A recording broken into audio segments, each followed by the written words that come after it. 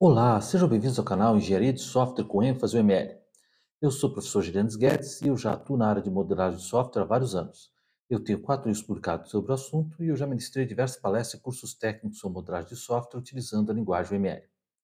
Na aula de hoje, eu vou dar continuidade ao tema sobre negociação de requisitos. Dessa vez, eu vou apresentar um modelo em espiral ganha-ganha. Então, vamos iniciar nossa aula.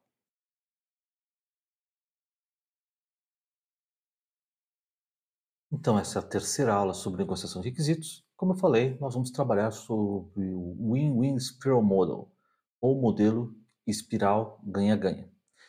Ah, na verdade, esse modelo ele foi proposto pelo autor do modelo de negociação ganha-ganha, o Bowen, que também é o criador do modelo de desenvolvimento espiral, um processo de desenvolvimento fortemente focado em riscos.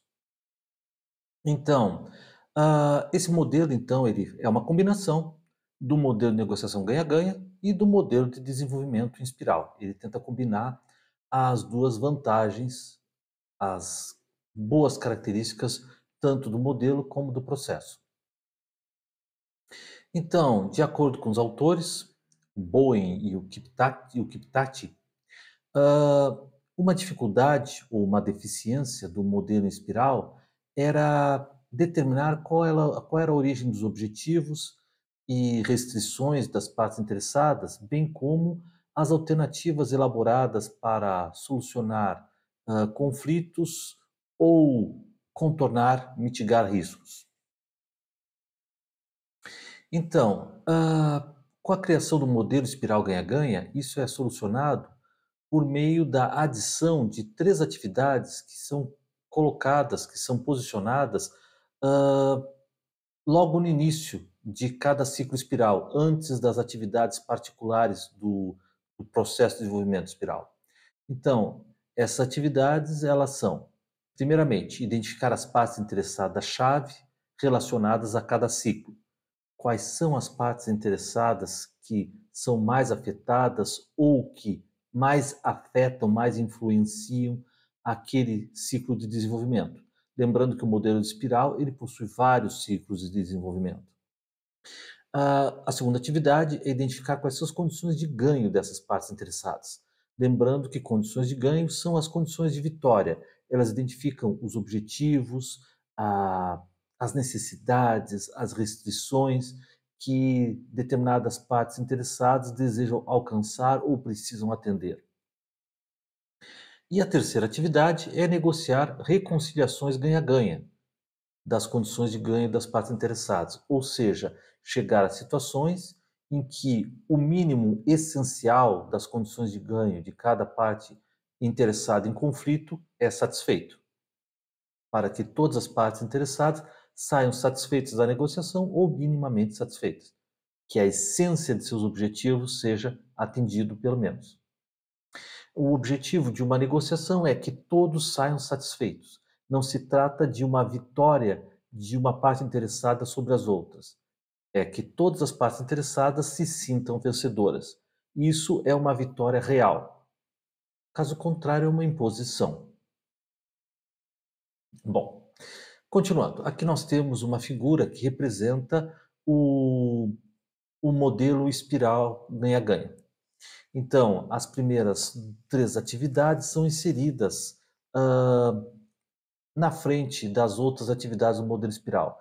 Lembrando que o processo de modelo espiral ele possui diversos ciclos e ele é fortemente focado em identificar riscos. Então, o objetivo disso é garantir que os riscos mais complexos sejam identificados logo no início para garantir a viabilidade do projeto e se vale a pena realmente desenvolvê-lo. Então, além disso, quando se mescla o modelo ganha-ganha com o modelo espiral, também se foca na necessidade de resolver conflitos, de satisfazer as partes interessadas em termos que as suas condições de ganho, as suas necessidades sejam satisfeitas, pelo menos em sua essência. Então, a primeira atividade é colocada logo no início do ciclo, onde são identificadas as partes interessadas do próximo nível. O próximo nível pode ser o primeiro nível. próximo nível ou próximo ciclo, obviamente. Depois se identificam as condições de ganho das partes interessadas e depois se reconciliam as condições de ganho quando existirem conflitos. E aí depois se inicia o ciclo de desenvolvimento espiral propriamente dito, onde se estabelece objetivos, restrições e alternativas para o próximo nível, se avaliam alternativas de produtos e processos, se resolvem riscos, se define o próximo nível do produto e processo, e se validam as definições de produto e processo, se revisa o ciclo e se compromete-se com o que foi estabelecido. Bom, então, essa figura foi inspirada em Bowie 2006. Ah, então, vamos falar sobre a atividade de identificar as partes interessadas do próximo nível. Então, o primeiro passo, sempre no início de cada ciclo, é identificar quais as partes interessadas críticas, ah, que vão ser diretamente afetadas ou influenciarão ou serão influenciadas, serão de alguma forma, terão alguma forma de decisão, alguma importância para aquele ciclo. Hã, então essas partes elas podem variar dependendo de cada ciclo, de cada interação. Hã, e é importante incluir todas as partes críticas para garantir que as suas necessidades sejam consideradas e seus possíveis conflitos sejam resolvidos. Não se deve deixar partes críticas de um determinado ciclo para trás ou não envolvê-las, porque isso pode e provavelmente fará com que determinados erros, determinados problemas, determinados conflitos não sejam tratados e isso vai gerar riscos que poderão afetar gravemente o projeto. Bom, em seguida nós temos a atividade de identificar as condições de ganho das partes interessadas. Então, eu devo entender as condições de ganho, ou seja, os objetivos, as necessidades, as restrições que as partes interessadas precisam ou desejam ser atendidos. Então, isso ajuda a garantir que as expectativas de todas as partes interessadas sejam claras e estejam alinhadas desde o início do ciclo.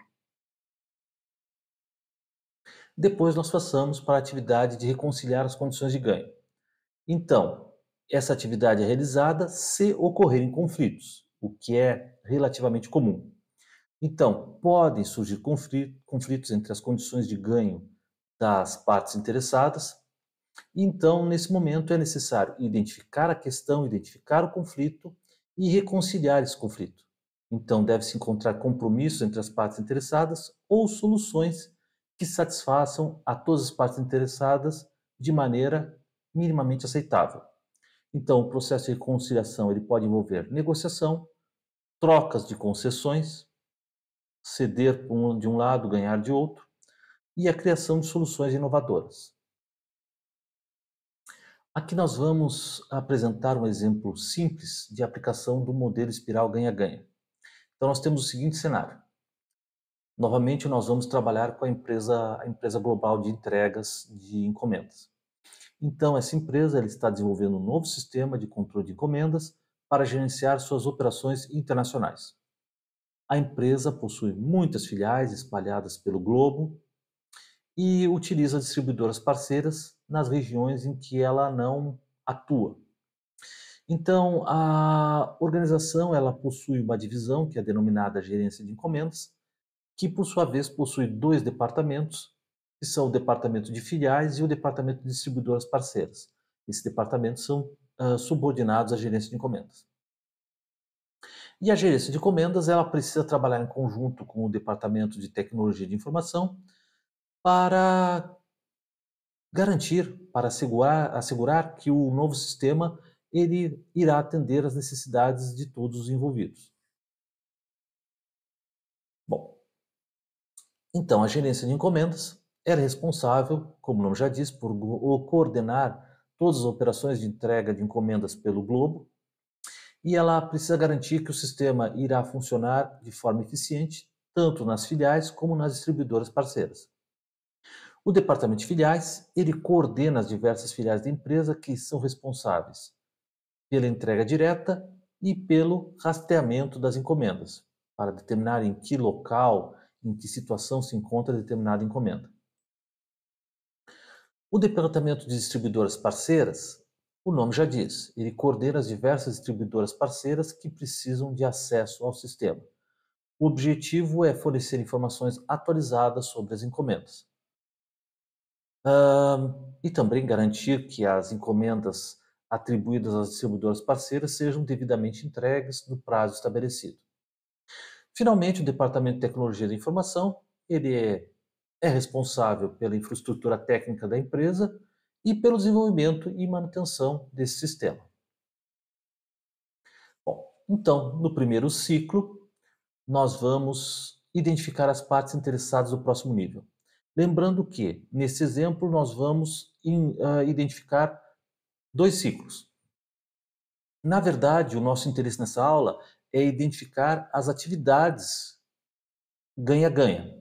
Mas nesse primeiro ciclo nós também vamos falar brevemente sobre as atividades do processo espiral. No segundo ciclo, somente vamos ter as 3 atividades ganha-ganha desse modelo.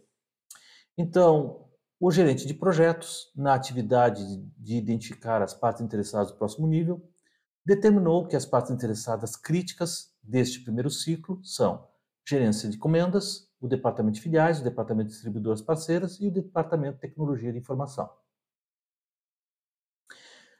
Bom, a segunda atividade é identificar as condições de ganho das partes interessadas. A condição de ganho para a gerência de encomendas. Ela precisa de um sistema eficiente que permita monitorar o status das encomendas em tempo real e alocar recursos de forma otimizada entre filiais e distribuidoras parceiras.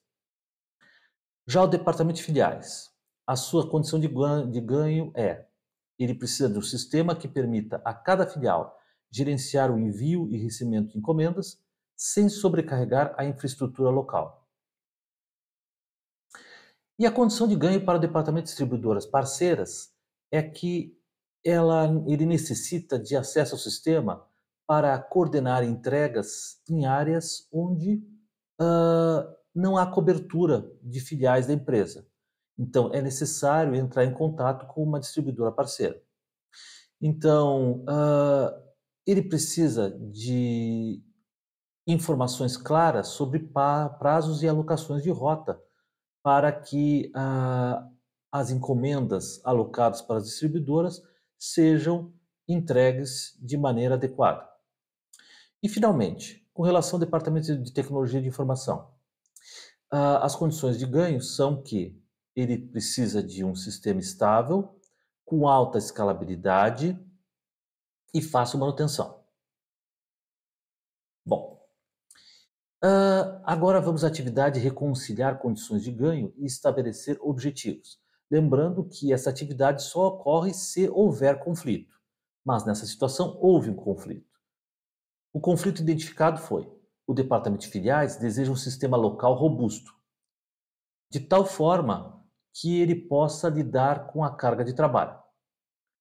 Já o departamento de distribuidoras parceiras, ele quer acesso a informações centralizadas e flexíveis, de forma que ele possa coordenar as operações de forma mais eficiente com as distribuidoras parceiras. Porém, o departamento de tecnologia de informação, ele está preocupado com a possibilidade de sobrecarga, principalmente se houver um aumento muito grande no volume de transações. Agora nós vamos trabalhar então com a reconciliação. Então, se negociou, se garantiu que o mínimo das condições de ganho seja atendido, então se chegou a uma solução. A solução foi, então, desenvolver uma infraestrutura escalável em nuvem. Então, dessa forma, as filiais elas conseguem lidar com grandes volumes de transações sem sobrecarregar a estrutura local. Já as distribuidoras parceiras, elas podem acessar informações em tempo real sobre o prazo e, dessa forma, o departamento de tecnologia de informação, ele aceita implementar o monitoramento ativo da carga do sistema, com soluções automáticas para ajuste de capacidade em caso de picos de demanda. Então, o objetivo deste primeiro ciclo é desenvolver a primeira versão do sistema com funcionalidades básicas que permitam rastreamento de encomendas e alocação de recursos, de maneira que seja possível garantir estabilidade e acessibilidade para todas as partes. Agora, com a atividade de avaliar alternativas de produto e processo. Isso já é uma atividade do processo de desenvolvimento espiral propriamente dito. Como já foi falado, ele é fortemente focado em riscos. Então, se avaliaram diversas arquiteturas baseadas em servidores locais, comparadas com arquiteturas baseadas em nuvem. Então, se concluiu que o risco de sobrecarga em servidores locais é alto demais. Dessa forma, a solução em nuvem foi escolhida, levando em consideração a sua flexibilidade e a sua escalabilidade. Ah, Depois nós temos ainda no primeiro ciclo a atividade de definir o próximo nível do produto e processo e solucionar riscos. Então, o desenvolvimento inicial vai ser focado nos módulos de rastreamento de encomendas e alocação de recursos. Haverá um painel de controle centralizado para a gerência de encomendas e acesso distribuído para filiais e distribuidoras parceiras. Finalmente, vão ser validadas as definições de produto e processo e todas as partes interessadas irão se comprometer com essa solução. Então, os departamentos, eles validaram as definições estabelecidas para o produto e para o processo, garantiram que as condições de ganho foram abordadas. Então, todas as partes elas concordaram em dar seguimento ao desenvolvimento do software, levando em consideração o que foi definido e estabelecendo o compromisso de revisar e ajustar o produto se isso se mostrar necessário. Quanto ao segundo ciclo? Bom, primeiramente, deve-se identificar as partes interessadas do próximo nível. Nessa situação específica, elas são as mesmas: gerência de encomendas, departamento de filiais, departamento de distribuidores parceiros, departamento de tecnologia de informação. Bom, agora vamos identificar as condições de ganho das partes interessadas do segundo ciclo. Com relação à gerência de encomendas, ela precisa melhorar o sistema de alocação automática de recursos, que podem ser veículos, motoristas, entregadores, com base na demanda regional.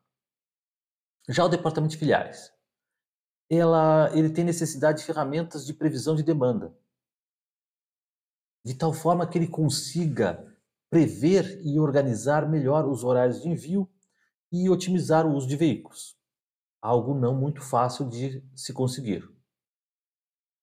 Já o departamento de distribuidoras parceiras, ele quer acesso a relatórios detalhados que cubram desempenho das entregas, tempos de resposta, de forma que o planejamento logístico possa ser melhorado.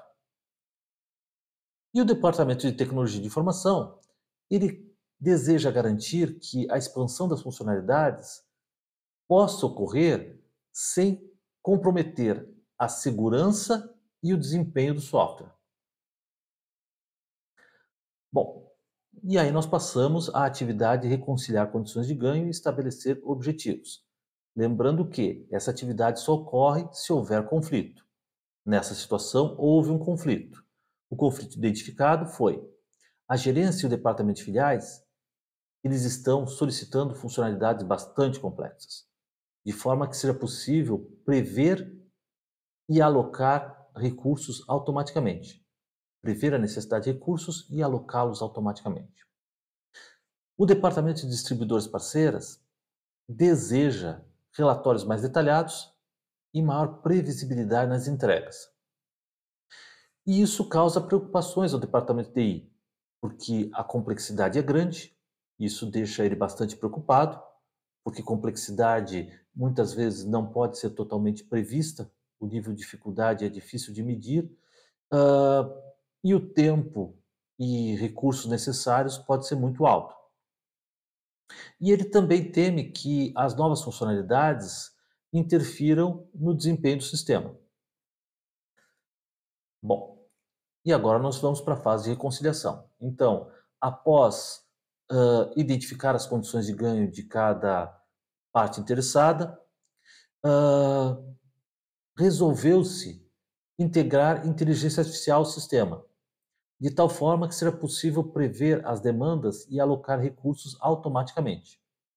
Assim serão atendidas as necessidades da gerência de encomendas e do departamento de filiais, e o departamento de distribuidores parceiras irá obter relatórios detalhados do que precisa, através de uma camada de análise de dados que será intermediada pela inteligência artificial.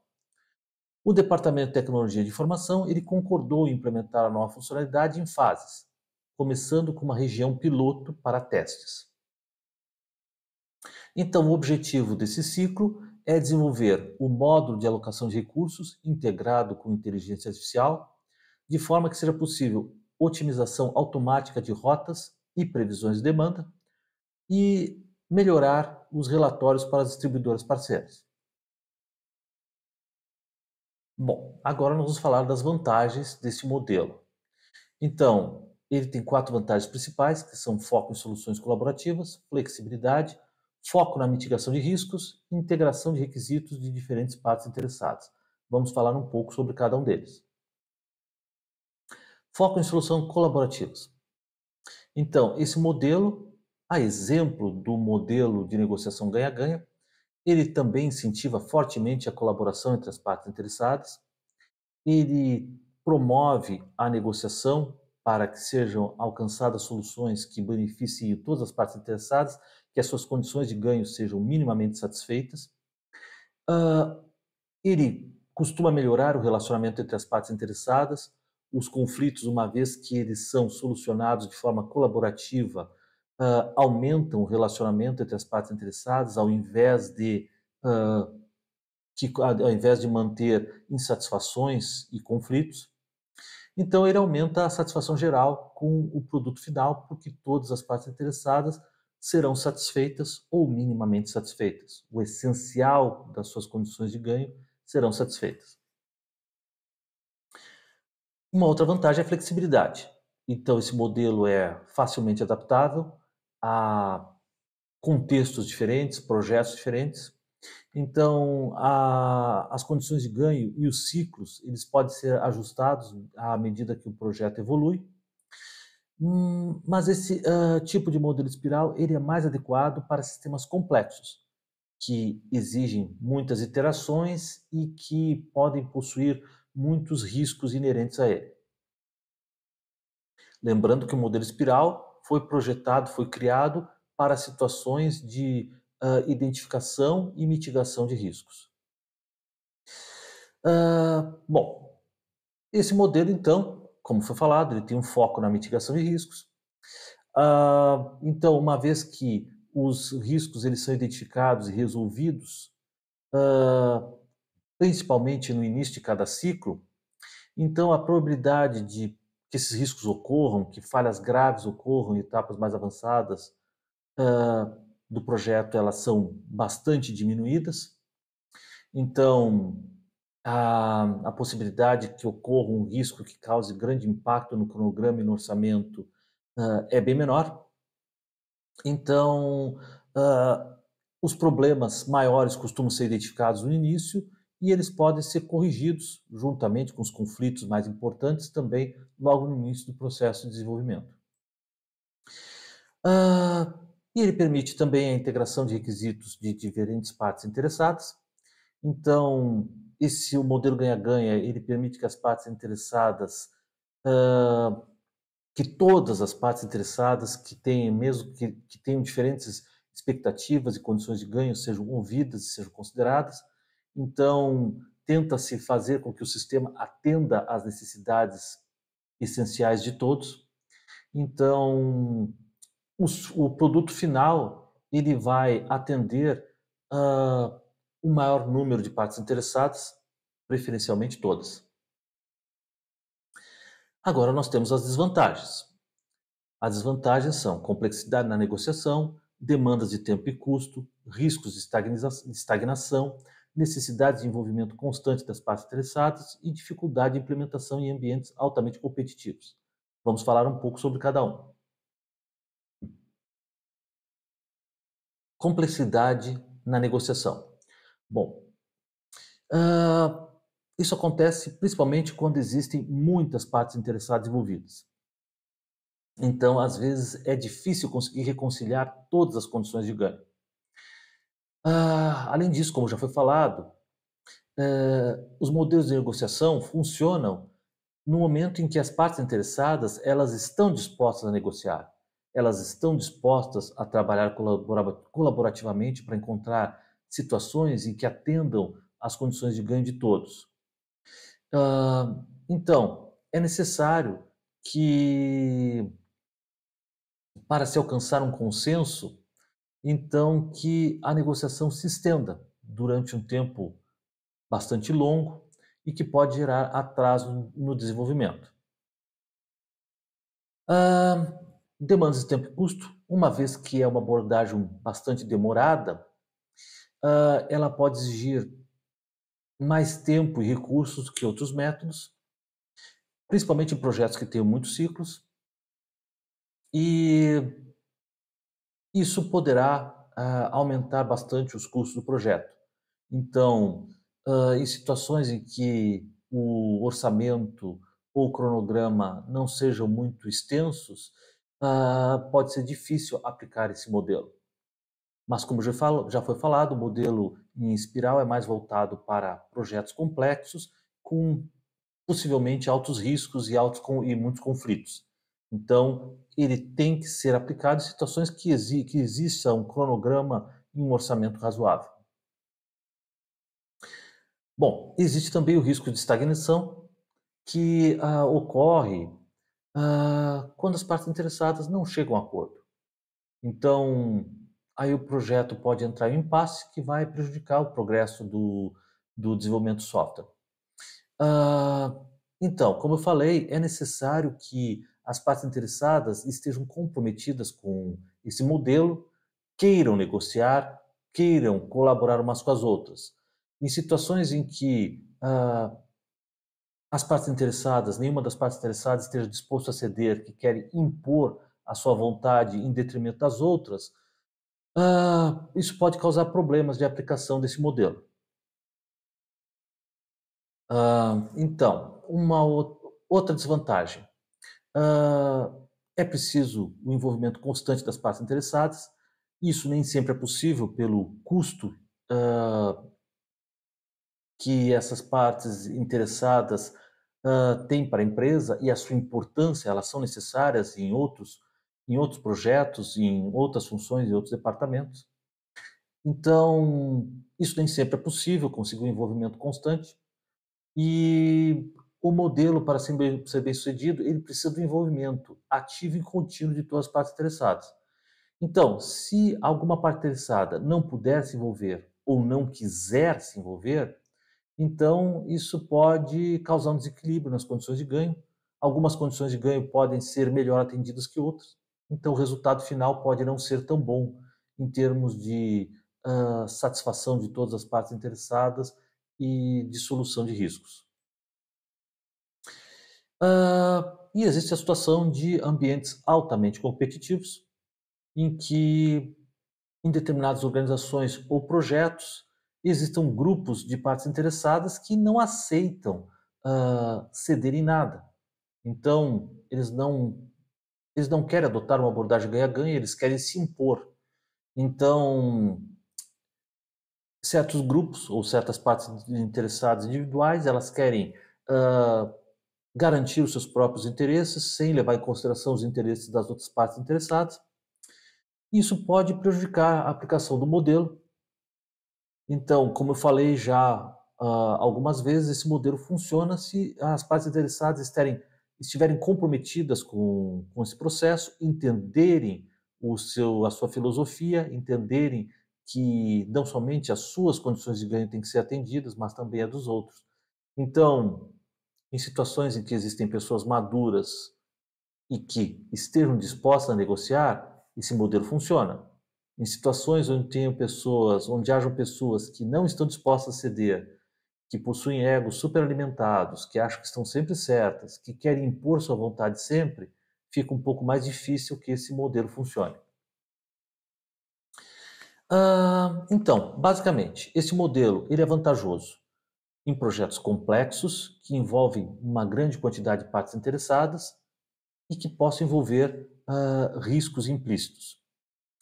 Também que exijam bastante flexibilidade e que haja necessidade de mitigar esses riscos. Porém, levando em consideração a sua complexidade, a sua exigência de tempo e o custo que esse modelo costuma demandar, ah, pode ser desvantajoso aplicar o modelo em projetos com recursos ah, ou cronogramas limitados. E nós terminamos mais essa aula sobre negociação de requisitos. Eu espero que vocês tenham gostado dessa aula. Se vocês gostaram, eu peço que vocês curtam esse vídeo, compartilhem com quem possa se interessar. E se ainda não estão inscritos, eu peço que se inscrevam no canal. Obrigado pela atenção, nós nos vemos na próxima aula.